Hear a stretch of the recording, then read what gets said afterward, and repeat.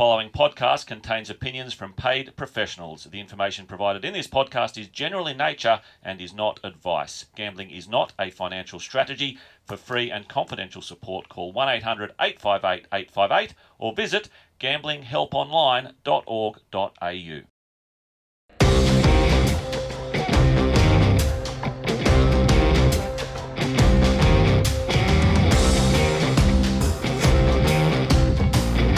Hello and welcome to Horse Racing 101. It's time for a bonus episode. It's the Tab Wave. And of course, Horse Racing 101 is a podcast designed to help recreational punters improve. I'm Paul Joice and I'm welcoming in the one and only Kiaarn Dickens. Happy New Year. How are you? Yeah, I'm good. Happy New Year to yourself. Any resolutions? My resolutions, not big on resolutions. I think from a personal viewpoint, they're very boring. Don't put pressure on yourself early, hey? No, they're just boring. You fail one year, you don't want to fail in another year. But no, probably just, I suppose as a dad, be a good dad, be a good husband, try and stay healthy and look after the kids best you can. From a punting viewpoint, interesting last year. I had a great first 6 months, disappointing second 6 months. So I suppose just keep working to improve on that side of things, on the tipping and the punting. But you're always working on that when you're in the racing game. Every punter would know that. And I think the best way to get better is to self-analyse and find out where you perhaps have been going wrong or making some errors and try and fix that up. But I think for me, I'm pretty happy with the overall areas I was at last year. Like, you do have that variance. You have your good runs, your bad runs. You get beaten in photos. You get the odd bad ride or you get the odd bit of bad luck. You just got to deal with it.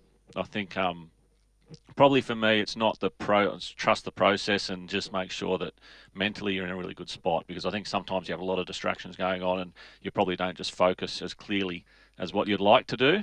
So probably this year just concentrate on that areas, particularly in the first 6 months, because I don't want to get behind.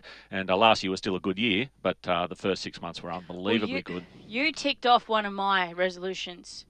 I want to tip 100 to 1 pop this year. Yes. And I want to tip the card. Okay, so 100 to 1 pop on the card. I got close, didn't do it.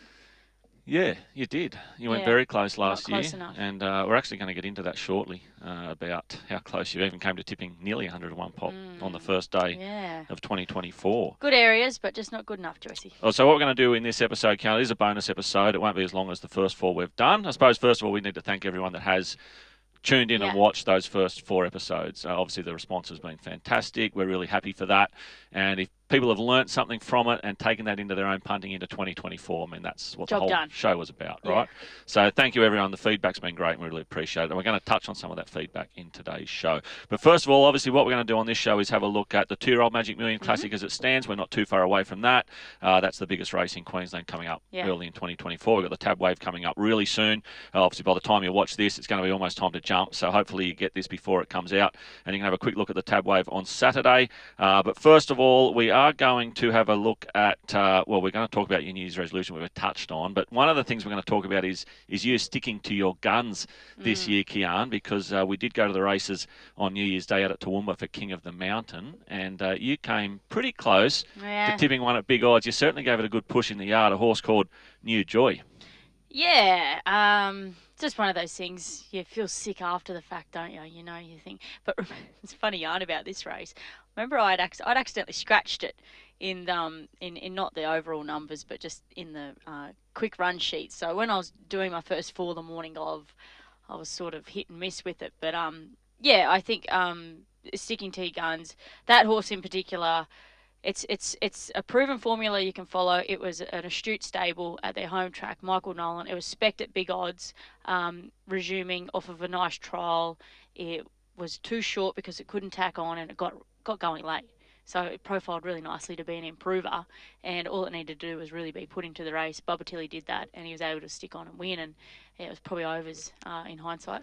Definitely overs. I think it was $61, so it was certainly overs. And yeah, even though you didn't find it officially, you gave it half a push in the yard, and, did you have anything on it? Suppose not. But obviously the other thing we like to talk about with punters in this show in particular is not to be deterred by odds. Some people out there say when they're big odds they just can't win, and that's not the case. They can win. Of course, you don't have to put as much on them, but the market isn't always right, is what we're saying. And in fact, what we've been trying to do through the first 4 episodes is show you how, by looking at the market and finding where there might be an error in the market, is where it actually gives you an edge as a punter. So in that case, the market was wrong for sure. It shouldn't have been $61. Yeah. And overcame a fairly tough run and still managed to win. Yeah, it did. Yeah, and of course it was as I said, it SP'd $31 first up, but backed from a higher price, but met probably an easier race second up, and it got the extra ground. So that's when you know you're getting, you're beating the market essentially. Absolutely, Kiaarn. It wasn't all bad news though for you, because come the last race of the day, King of the Mountain Day, of course, you did happen to put Decarbonise on top, and even though it had a bit of a market drift, again, the market's not always right, and Decarbonise saluted at around $21. I think SP might have paid 26 across the totes. Yeah, but it opened. I think it just sat at about $16. Yeah. And it was one of those very, like I said, they're tough quaddie legs. It was a 0 to 58.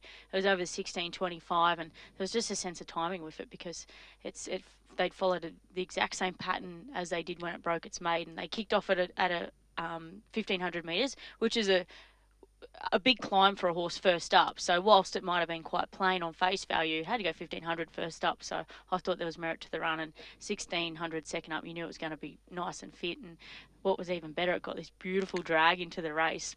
There's a bit of a tearaway leader, so I thought I was barking up the wrong tree maybe when the rain didn't come.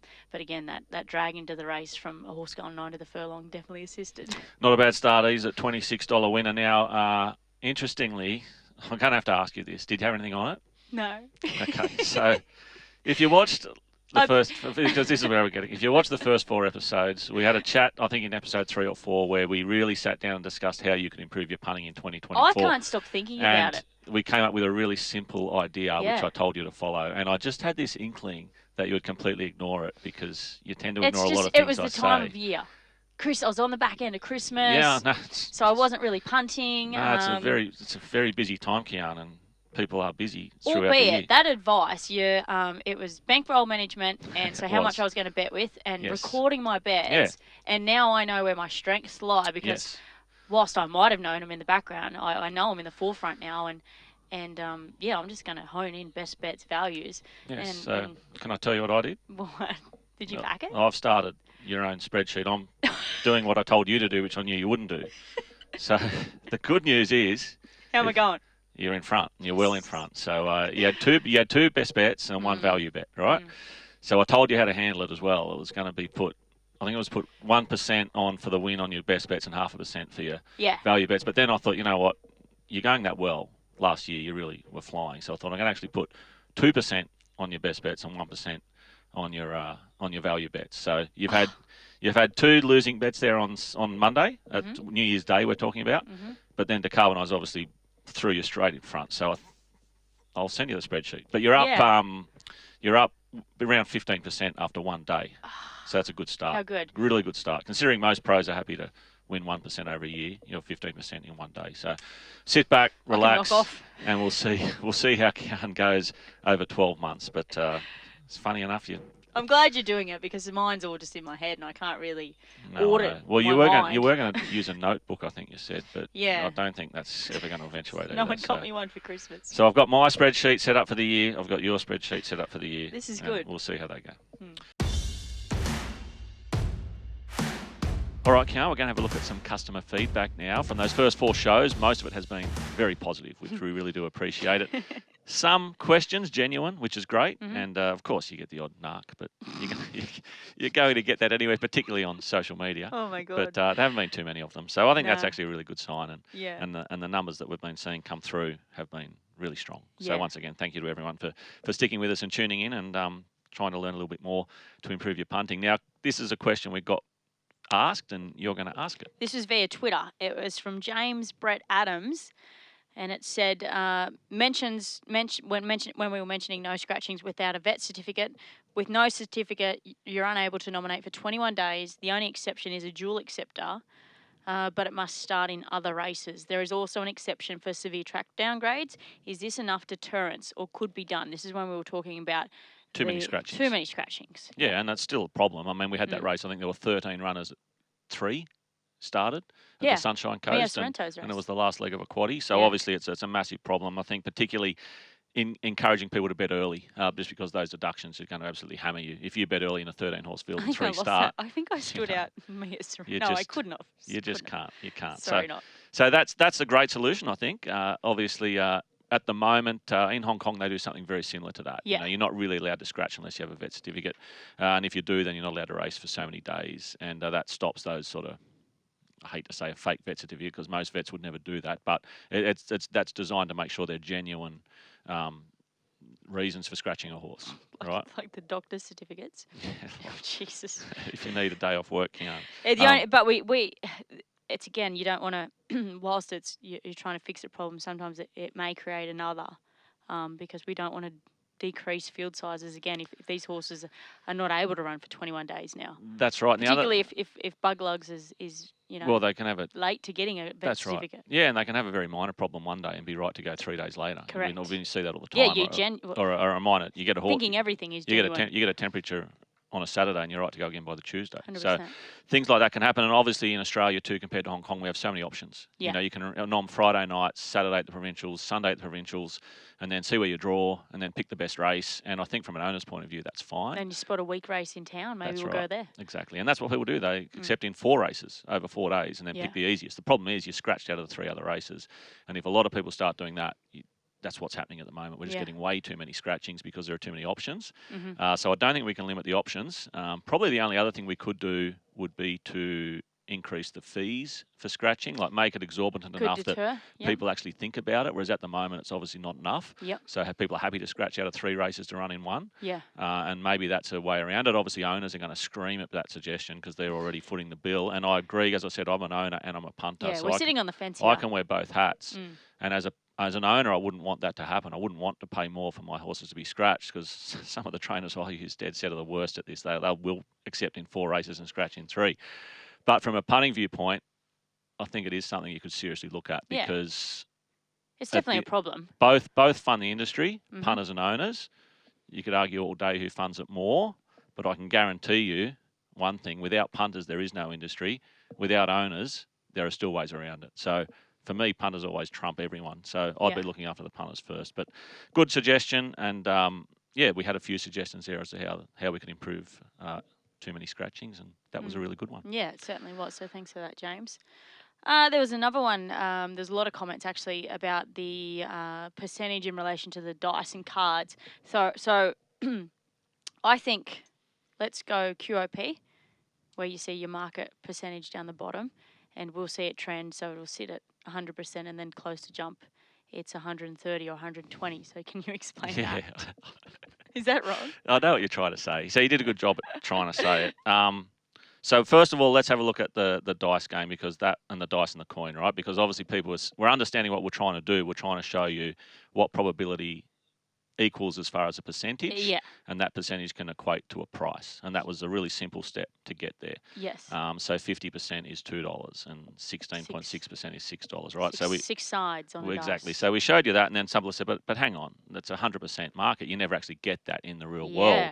And you don't get that in the real world. Obviously, the tab fixed odds operators, they are putting out a market where they make money, and they need to do that to survive. They can't put out a market where they lose money, and they can't put out a market that's dead even at 100% because they've got costs, and they've got to at least cover those costs if they're a business. So the next part of that question is, yes, most markets are above 100% that you bet into, and the QOP that we look at, it will give you a straight column of all the horses' prices, and then they fluctuate as they get near jump time. So you've got to line that trend so you can quickly sort of take your eyes to what they're backing. Yeah, so what that number at the bottom, had so many people ask us this. Don't they? When they come and sit on our set. There's a number at the bottom, and it is basically your market percentage. And generally, it will start around 130%, and it will gradually get smaller. It should get smaller closer to jump time. Oh, yeah, I got it back to front. Yeah, so you got it back to front. But it'll start at 130% and maybe get down to 120. And on really big markets or big races, it can get down to maybe 110, 112. And I have seen it down as low as, say, 103. Various times if you have a really small field and there's a bit of fluctuating prices and that sort of thing. But generally, 130 kickoff point down to maybe 120. Yeah. And that's important because you're actually betting into a market that the odds are already stacked against you. And all that number means is quite simply is just an addition of all those horses' prices as a percentage.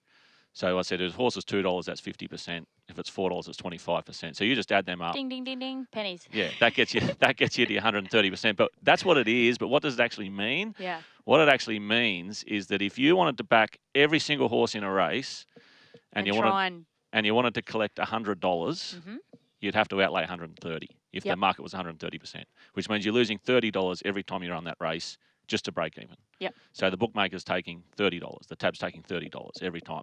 So that's what it means. So if it's 130%, you've got to bet $130 to get back 100. If it's 115%, you've got to bet $115 to get back 100. And that's just spreading your money over every single horse. Yeah. So obviously you'd put most on the favourite, a tiny bit on the roughie, and you'd be collecting $100. But so a lot of people do that in the Melbourne Cup, don't they? Your small recreational punters. They try to, yeah. I mean, they'll try and back every single horse in the race, just so they say they back the winner. Yeah, and like, and it's fine, but you're guaranteed to lose a certain amount. That's all it means. Yeah, that's I like that example. Yeah. So if you play the poker machines, it's the same thing. You know, if you go put some money in the pokies, eventually over time, it's going to cost you $130 to get back 100.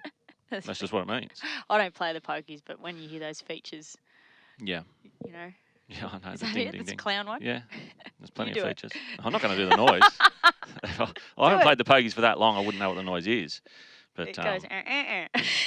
How's it go? I don't know. I'm sure that's the clown one. I don't know what it's called. I only know Queen of the Nile because my mum and grandma used to love it. Yeah, Queen of the Nile. Yeah. Yeah. That was their go-to machine. The pyramids? Yeah, it'd go. Yeah, it was like a dong. Yeah. Okay. All right. We've got off track a bit there, but it still fits into the line of percentages. Correct. And market percentages. So that's market percentages explained, and that's customer feedback. So once again, any questions, fire them through on the socials, and we will look to answer them in future episodes for sure, Kiaarn. All right, we're going to get on now to Let's Get Topical, and we're going to talk about Rothfire, because Rothfire took out the King of the Mountain on New Year's Day up there at Toowoomba, carried 60 kilos, drew the outside gate, was a short-priced favourite, but he got the job done. Yeah, he did. It was a good ride from Ben Thompson too. I think he... on our maps too. I had him a little bit further back, but it just played into his hand so easy. So you'd be silly to sort of take hold off of that. And he was just that little bit too classy, wasn't he? I love how Ben he wasn't too aggressive on him. He just let him do what he had to do, and he's just that little bit too good. But there was a few in the wash-up that were finishing really nicely to the line. Absolutely, and he's now off to the Magic Millions Cutis Open on Magic Millions Day. I think he'll get 61 kilos. That's the maximum weight they can get, and he'll probably be the highest-rated horse. The same race Buffering won in 2016. So what we're going to quickly touch on today, Kiaarn, is can Rothfire win another Group 1? And if he does so, and if he doesn't, like just the remarkable story of Rothfire coming back to the races and being as competitive and good as he still is. Yeah. With Robert Heathcote too, so lucky he had Buffering, and then I think he came from the Thriller from Chinchilla. He was bred by Gleason Thoroughbreds, and I'm pretty sure the yarn is that Simon rang Rob and said, "Hey, got this horse." He wasn't even like a viable prospect for sale. It was I think 11,000. He said, "Do you want to take him?" I think there was a scam. So like Rob paid for him twice, but still not that expensive when you think he ticked over $3 million when he took out the Morton Co King of the Mountain. So the story behind him, he won his first 5 races and he was lightning, he was exciting, and he was really good for Queensland racing too. I'm pretty sure he's a Rothfire, obviously it's in the name. And yeah, he fractured his sesamoid. Which is like a weight-bearing support for horses. That was either in the Golden Rose or the lead up to the Golden Rose, wasn't it? Yes. At Rose Hill, I was there the day. I don't know if it was in it. It was during the race. It was in the Golden Rose. Yeah, it was in the Golden Rose. I think Jim Byrne was on. Yeah. And had the race shot to bits. Yes. Had the Golden Rose in the bag and actually did the injury during the race. Yeah. And was obviously, of course, caught late. Yeah. And as you said, was a fractured sesamoid, was it? Yeah, it was, which is located near the fetlock, which is it's for weight bearing support, and he actually fractured it, so he had to have surgery to remove some fragment of bone. So and I said this on Twitter the other day off the back of the Morton Co King of the Mountain, but not only to get horses that need to weight bear back from those injuries, but then to compete at the top level. He's just a really good horse. He is. So I suppose we're talking, let's get topical. I mean, it's theoretical. Can he win another Group 1? Obviously, he's not in a Group 1 come Magic Millions Day. 100% he can. Of course he can. He nearly... in the right race. He didn't nearly, but he was beaten, 1 point something in the Stradbroke last year. And I mean, look at the horses second to, think about it, second to Imperatriz. Yeah. They're 2 Group 1... They're probably the 2 best Group 1 sprinters in Australia, and he's run second to both of them. Yeah. So as long as they're not in the race, he probably can win a Group 1. I think probably... It was the same before he won the King of the Mountain. A lot of people said, well, he's not going to handle the hill. However, he's run a solid... He's won over 1,400 before, so it wasn't necessarily the end-all, be... What is it? Be-all. Here I go again. Be-all and end-all. That's it. However, I've lost my train of thought. That's not unusual. Well, be all end all. Yeah. This is what I was going to say.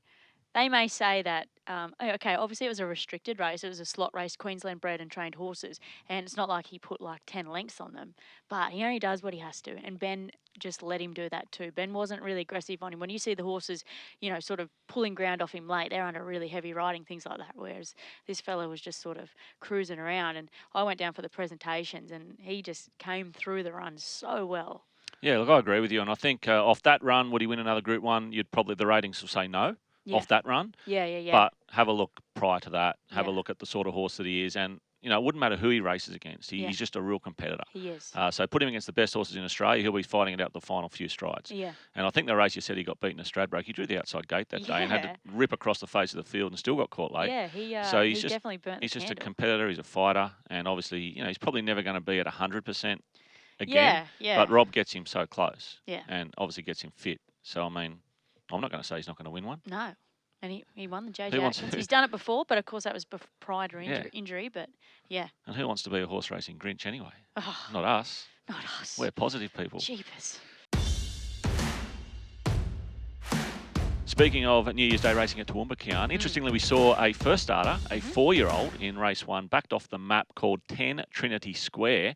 And not only did he win, he's a very exciting horse. He is your horse to follow, definitely out of that meeting. And I think he's pretty exciting. But the big thing with this horse was because we didn't see any barrier trials with this guy. He was a 4-year-old having his first start by I'm Invincible, and he came into the yard and he was a unit. He was a big, heavy, thick-set horse. And I think it just brought up the discussion between us with, not skipping your 2-year-old and 3-year-old racing and kicking them off at that older point for various different reasons.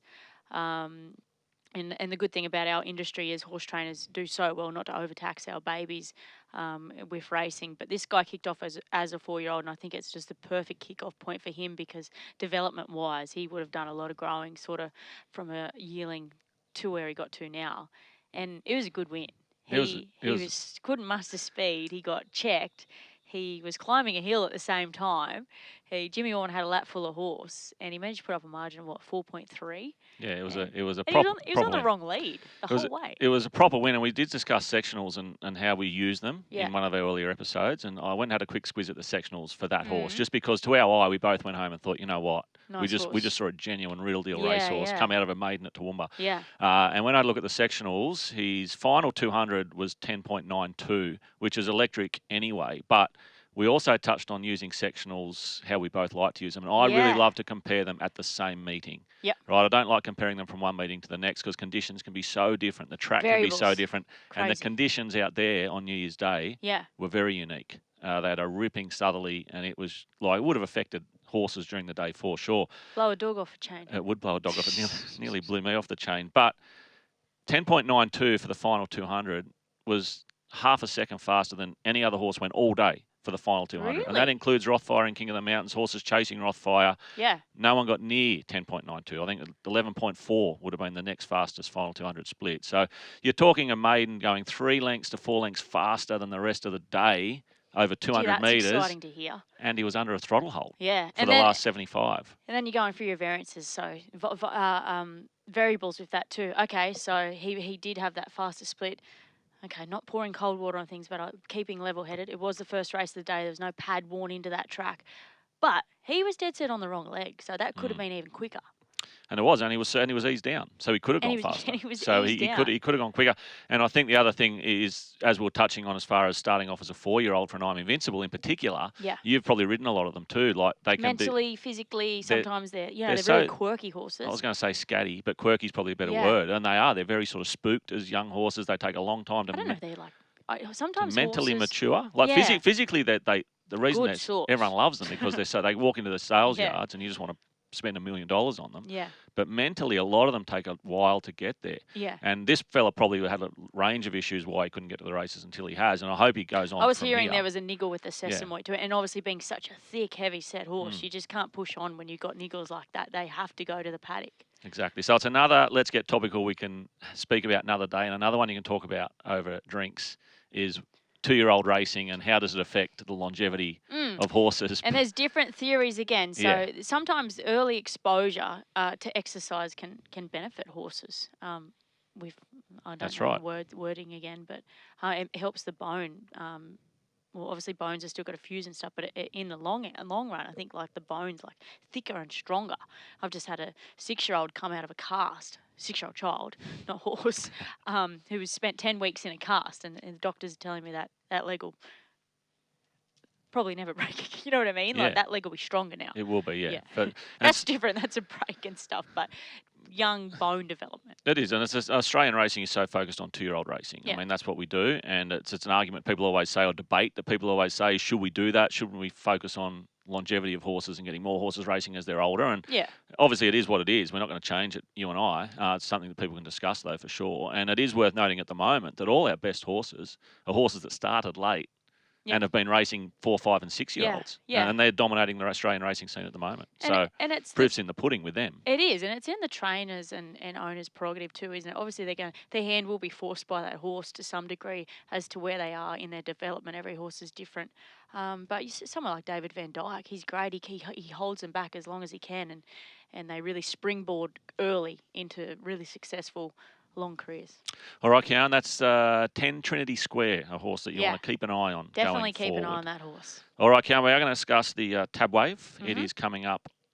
Well, by the time people watch this, it'll literally be around the corner. Yeah. So the Tab Wave, first thing we've got to discuss, we're on the Gold Coast.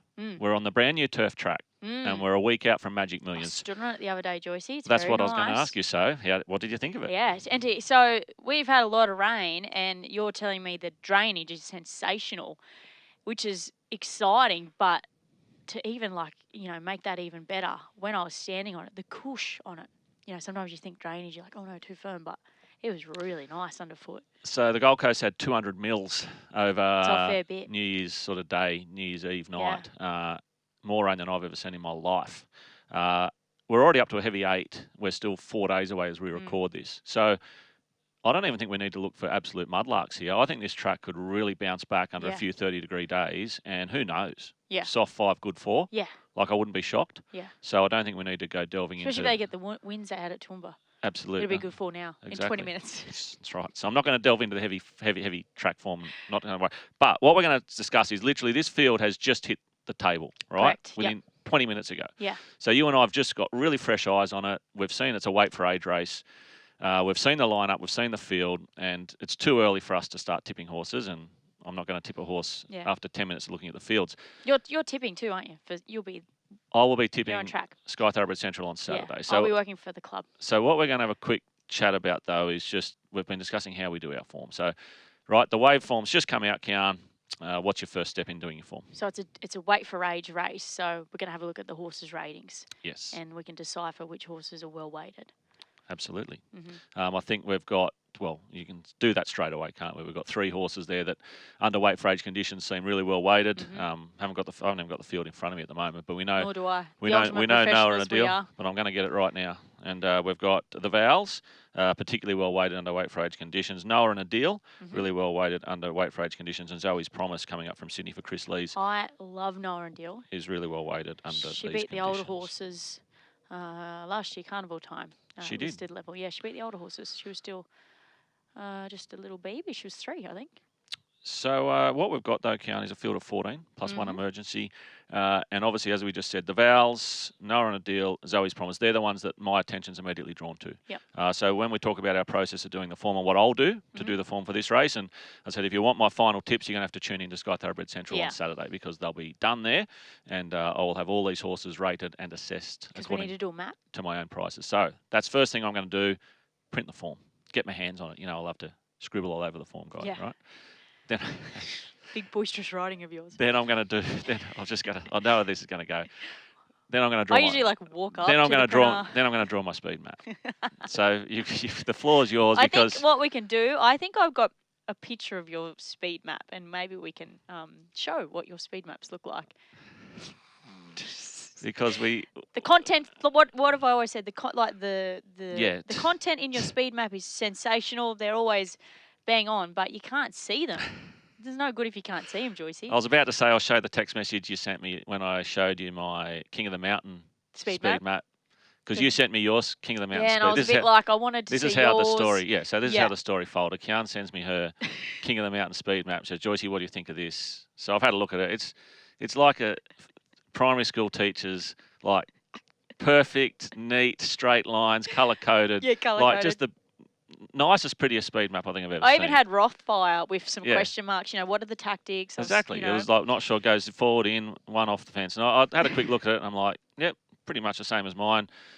Working out where Rothfire's going to get to. So to give her a bit of confidence, that's right? what I wanted to know. I'm like, right, look, she sent me this really nice speed map. She's put a bit of thought into this and she wants my feedback. So I was busy because I was on the way to the pub. So I was like, you know, when you get out from home and you're like, all right, you got a couple of hours at the pub, just like, And like, 2 hours like the goes guy, in like like 5 minutes. Usain Bolt couldn't beat me, right? Yeah. When I got out that door. But I'm like, you know what? So I'll throw this Sheila a bone. took a quick photo, sent you my speed map, and the next 20 minutes, I just copped it, didn't I? It was just relentless. I mean, and what you said, you were trying to be nice there at the end. I mean, yeah, it was a great speed map. I just couldn't see it. Yeah. You need a magnifying I got my glass. telescope out. I had a look. I thought, well, that aligns with mine. So, and I was happy to move on then and leave Rothfire where I left him and moving along. It was all what's it saying? I don't know. It's All's your well that ends saying. well. It is. And either way, look, we didn't get that map perfect No, in the King of the Mountain, but it didn't matter because Rothfire still got the run we wanted him to get. correct. And he ended up outside the lead in a fairly softish tempo. I mean, it was genuine, but it Yeah. wasn't frantic. Yeah. And obviously on my map, I'm expecting a frantic tempo, and your map expected a frantic tempo. Yeah. But a few of those roughies, I think they would have done the form and thought, you know what, if we try and match Rothfire, we're going to be a detriment to our own chances. Correct. We'll just take a sit and finish as high up the ladder as we can finish. And that's taking, again, into consideration when doing your speed maps. Just remember, just because a horse was able to lead maidens, they can't necessarily lead open handicap horses. It's different gravy. Exactly. And that's pretty much what happened there. So Yeah. first step in doing the form for the tab wave is speed map. All right. We've already just touched on the track condition. That was going to be a big part of my form, but now it's not. I'm going to really wait until Friday afternoon now and get that latest track update because I think we could get close to a good form. Yeah, So okay. I'm not going to have to worry about heavy trackers just yet. Yeah. So the second thing I do then is obviously speed map's done. I've got my form. I now try and go through and develop my base ratings. Now, episode 4 covered all of this, right? So you've got to go through every horse, look at their last 3 or 4 ratings, wherever you get your ratings from. We discussed there where you can get them from. You can get them for free off Racing Australia or Racing Queensland. They already have a rating for each horse. Yeah. And they're the ratings I just read out. Now, those 3 horses that are beautifully weighted in this race, they're off the Racing Australia ratings. So then you can go through and you work out what their base rating is going to be, whether you use their last start, an average of their last 3 starts, an average of their last 10 starts.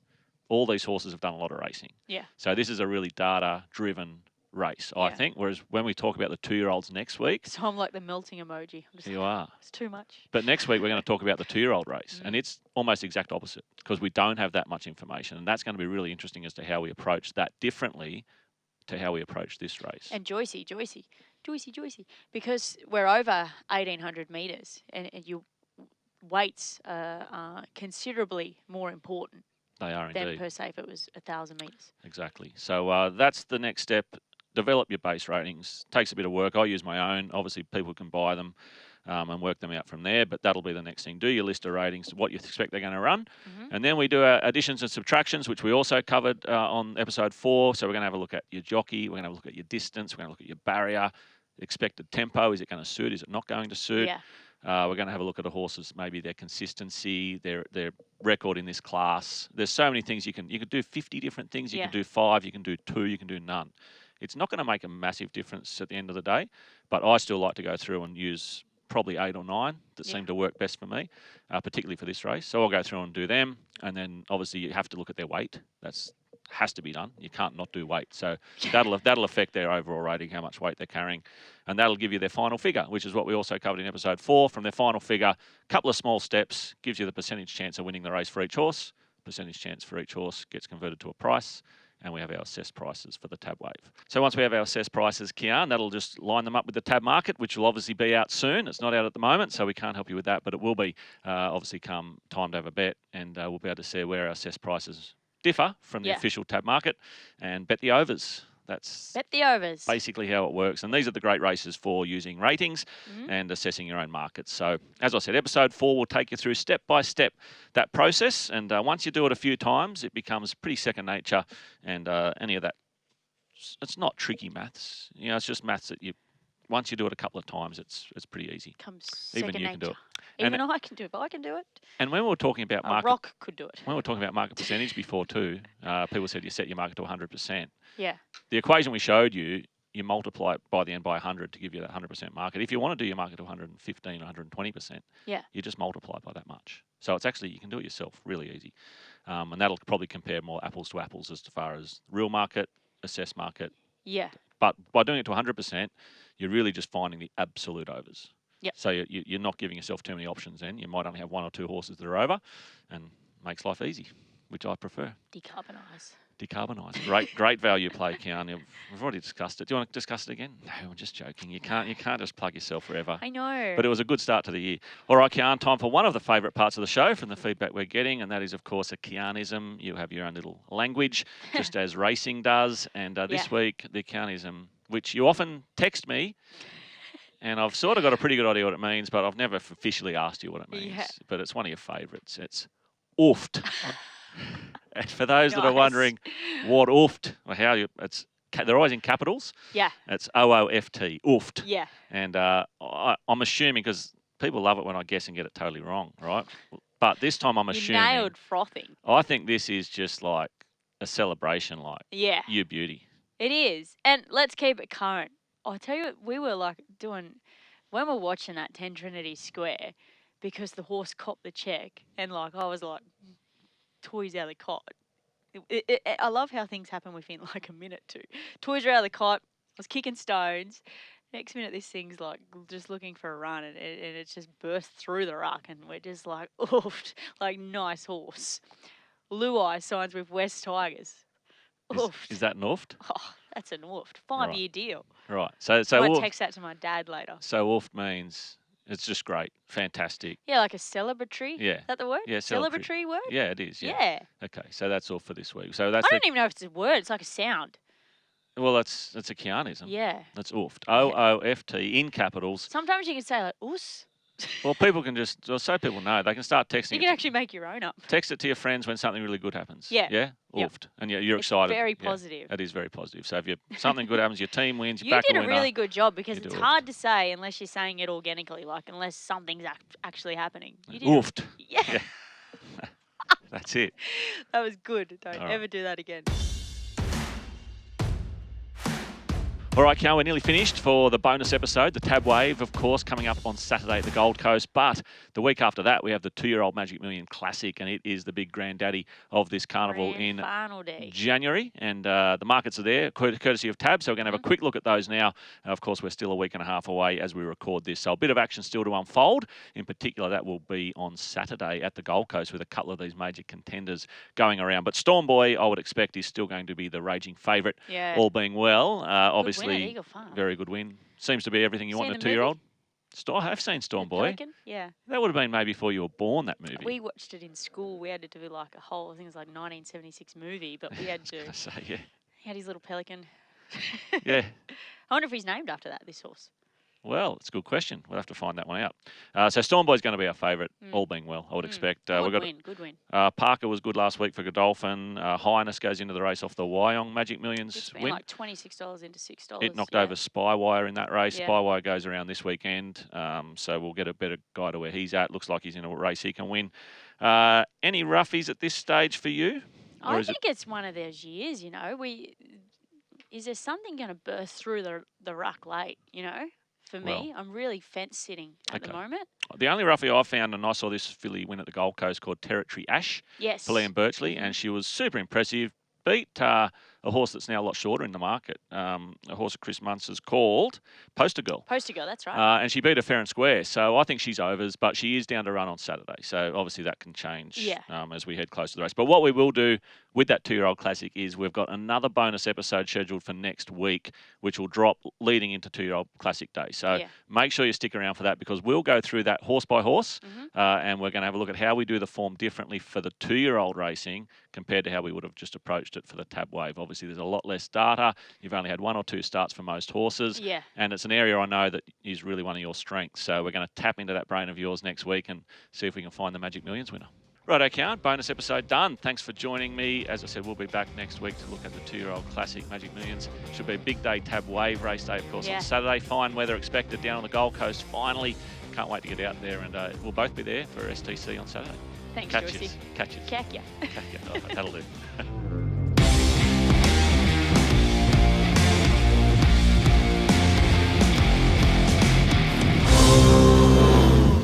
You win some, you lose more. For free and confidential support, call the number on the screen or visit the website.